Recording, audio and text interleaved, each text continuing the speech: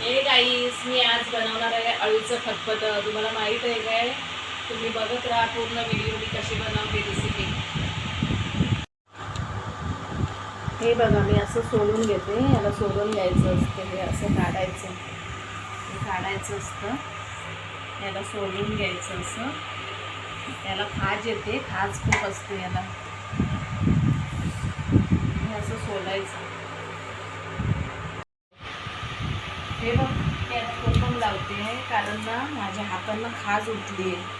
खाज म्हणजे आळू कापलं ना मी, चिरलं, त्याची खाज उठते. मी आता कोकम लावते मी.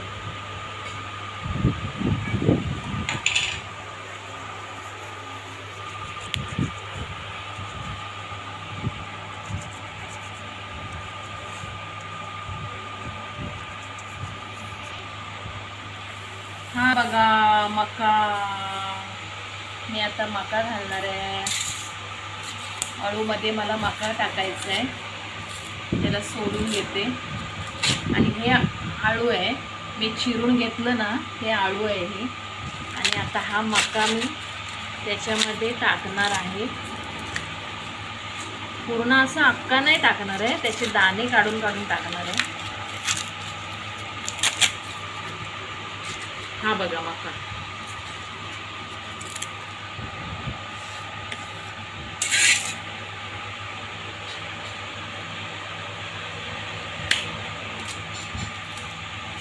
हे बघा, असे दाणे काढायचे आणि नंतर टाकायचं त्याच्यामध्ये. छान होतं आळू. त्याला आळूच बोलतात, पण काही काही लोक त्याला आळूचं खतखतं बोलतात.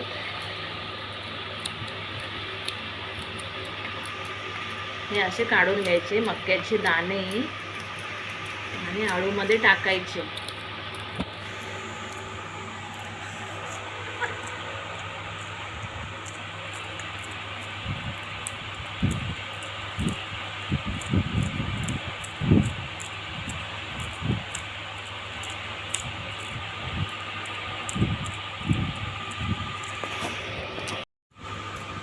तुम्ही स्क्रोल नका करू, लाईक, शेअर, सबस्क्राईब, कमेंट करा.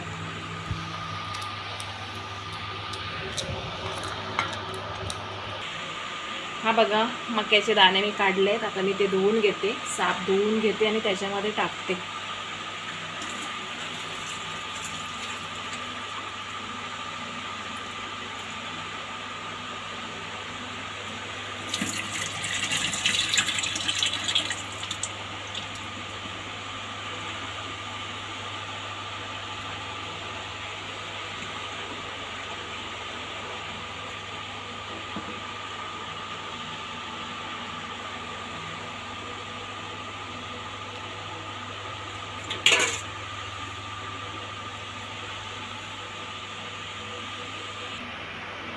मीठ टाकून घेते त्याच्यामध्ये, नंतर पण टाकायचं, थोडंसं टाकून घेते. आणि कोकम किती टाकते बघा, एवढीच. हे बघा, शिजलं आहे आळू, छान शिजला आहे. आता लसूण मी आता फोडणीला घालणार आहे. लसूण घालायला लागेल ना, सोडून घेते मी लसूण. घेते, लसूण टाकून घेते.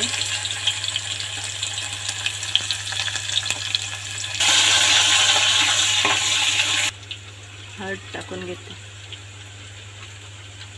मसाला,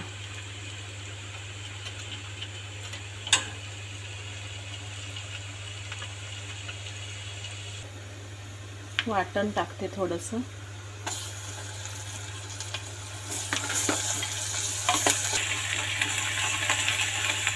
आळू ओतून घेते त्यामध्ये.